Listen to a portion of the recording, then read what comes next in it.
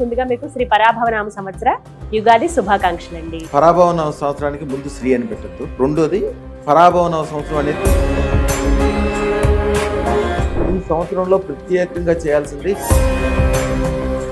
అదృష్టరత్నం ధరిస్తే ఖచ్చితంగా కలిసి వస్తుందా? ఎటువంటి సిద్ధిని యోగాన్ని వారు పొందుతారు? బంగారాన్ని ఇనుముగా చూస్తారు, ఇనుమును బంగారంగా చూస్తారు. ఎవరి జాతకం బట్టి వాళ్ళు ధరించాలి. అదృష్టం ఉంటే మీరు, మీ పిల్లలు, మీకు సంబంధించిన వాళ్ళు, మీకు దమండం పెట్టేవాళ్ళు, మీ వెనకాల ఉన్న వాళ్ళు అందరికీ కూడా ఐశ్వర్యాలు గుర్తిస్తారు. అర్హత ఏదన్నా ఉండాలండి, ఇలా ఉండాలి, ఇలా ఉన్న వాళ్ళకే అదృష్టరత్నం ఇస్తాము. అదృష్టరత్నానికి ఉండే అర్హత ఏంటంటే ఎలా గురుగారు మరి ఎలా తీసుకోవాలండి? అదృష్టరత్నం ఎవరు పెట్టుకుంటారు?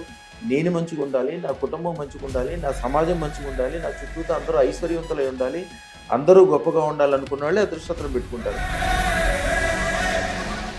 నమస్కారం అండి, సుమన్ టీవీకి స్వాగతం. నేను గీతాంజలి. ప్రపంచవ్యాప్తంగా కోట్లాది మంది భక్తులను తమ అదృష్ట రత్నాలతో సర్వ అష్ట ఐశ్వర్యవంతులుగా చేసి వాళ్ళకి ఉండేటువంటి కాలసర్ప దోషాలు, అలాగే బ్లాక్ మ్యాజిక్ కావచ్చు, కొంతమంది చేతబడులను వింటాము, దిష్టి దోషం కావచ్చు, అలాగే కష్ట నష్టాలు, ఇలా ఏవైనా సరే వెంటనే నివారించి కేవలం 9 రోజుల్లోనే వారి జీవితాలను స్వర్ణమయంగా చేసి అనితర సాధ్యమైన అద్భుత అక్షయ సిద్ధి పొందినటువంటి వారి చేతితో ఇచ్చే అదృష్టరత్నం కోటి శుభాలు, సంతోషాలు, ఐశ్వర్యాలు కలుగజేస్తుంది.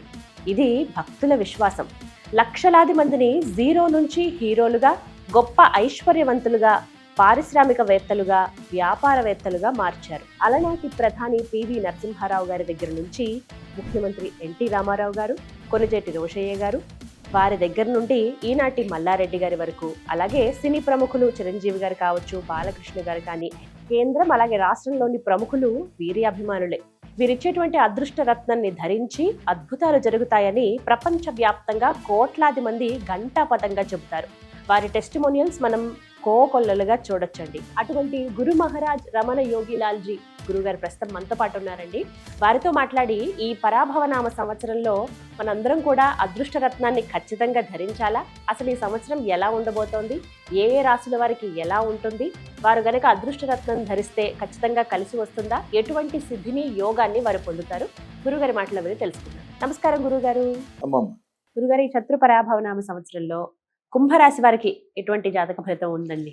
అమ్మ, కుంభరాశికి అధిపతి శని అయినప్పటికీ నిజంగా కళాత్మకమైన రాశి అది. 64 కళల్లో ఏదో కళలో వాళ్ళు నిష్ణాతులై ఉంటారు.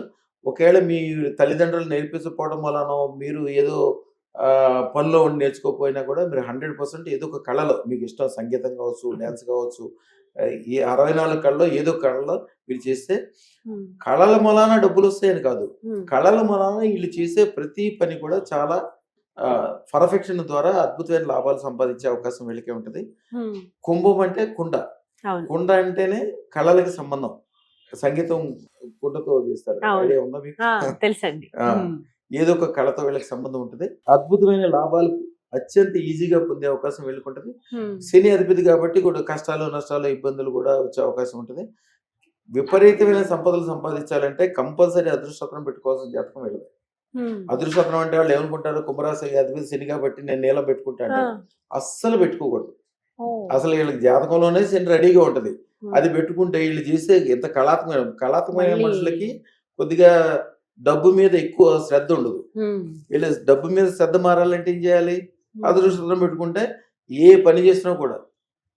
చిరంజీవి చూడండి, కళతో డ్యాన్స్ చేస్తాడు, డబ్బులు సంపాదిస్తాడు, భూములు చేస్తాడు, రియల్ ఎస్టేట్ చేస్తాడు, అందరితో దండం పెట్టించుకుంటాడు, రాజకీయాల్లో ఉంటాడు. అలాగా దాని ద్వారా పాజిటివ్ పొందాలనుకుంటే అదృష్టం దాన్ని కంపల్సరీ చేయాలి. ఏదో ఒక కళని, కళ ద్వారా సంతోషమే కాకుండా లాభం కూడా పొందే అవకాశం వీళ్ళకి ఉంటది. వీళ్ళకి రాశాధిపతి ఎవరైతే శని ఉన్నాడో శనికి వీళ్ళు పూజ చేయొద్దు. ఎందుకంటే శని తత్వం ఆల్రెడీ వీళ్ళకి ఉంటుంది. జనరల్ గా నవగ్రహాలు పూజ చేసినప్పుడు అందరితో పాటు ఆయన కూడా చేయొచ్చు. వీళ్ళు గురువుకి పూజ చేయాలి ఎక్కువ.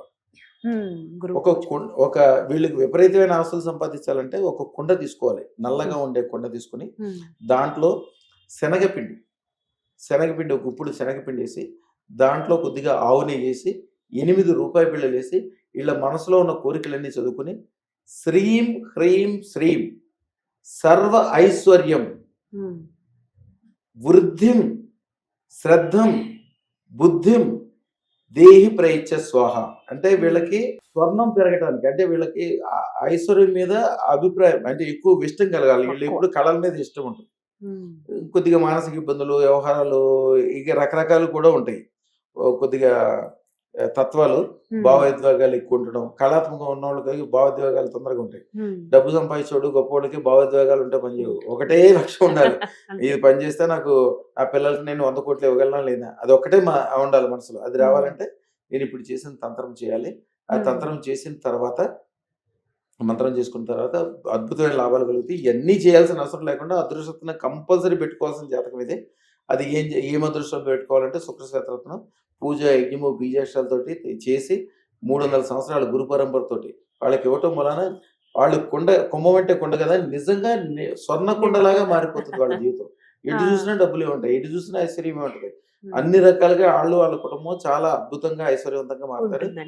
శుభం. వివరించారు. ధన్యవాదాలండి. అమ్మ.